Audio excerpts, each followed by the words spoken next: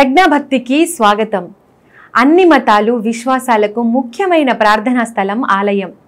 దేవుడికి కృతజ్ఞతలు తెలపడానికి, ప్రార్థించడానికి ఇది విశ్వసనీయమైన ప్రదేశం. మనసులో భక్తితో ప్రార్థిస్తే దేవుడు మనలో ఉంటాడని నమ్మకం. భారతదేశంలో వివిధ రకాల దేవుళ్ళ ఆలయాలు ఉన్నప్పటికీ శివాలయాలు అత్యధికంగా ఉంటాయి. 12 జ్యోతిర్లింగాలతో పాటు అనేక అద్భుతమైన శైవ క్షేత్రాలు ఉన్నాయి. ఇలాంటి శివాలయాల్లో కళ్యాణ సుందరేశ్వర ఆలయం ఒకటి. ఇది తమిళనాడులోని కుంభకోణం సమీపంలో నల్లూరులో ఉంది. ఈ ఆలయంలో శివుడిని కళ్యాణ సుందరేశ్వరునిగా, పార్వతిని గిరిసుందరిగా పూజిస్తారు. ప్రాచీన చోళ రాజవంశంలో 1000 ఏళ్ల క్రితం నిర్మించిన ఈ ఆలయం పాండ్యుల కాలంలో పునరుద్ధరించబడింది.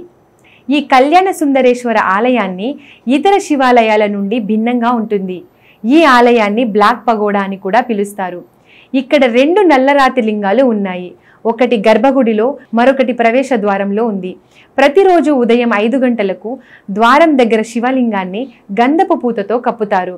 ఉదయం 9 గంటలకు ఇది బంగారంలా మెరుస్తుంది. ఇది రోజుకు 5 సార్లు రంగు మార్చుకుంటుందని చెబుతారు. అందువల్ల శివభక్తులు తమ జీవితంలో ఒక్కసారైనా ఈ ఆలయాన్ని దర్శించుకోవాలని కోరుకుంటారు. Please subscribe Pragna Media. Please like, share, subscribe to Pragna Media. Pragna Media, please do like, share and subscribe. Please subscribe to Pragna Media. Please like, share and comment if you like the video. Pragna Media.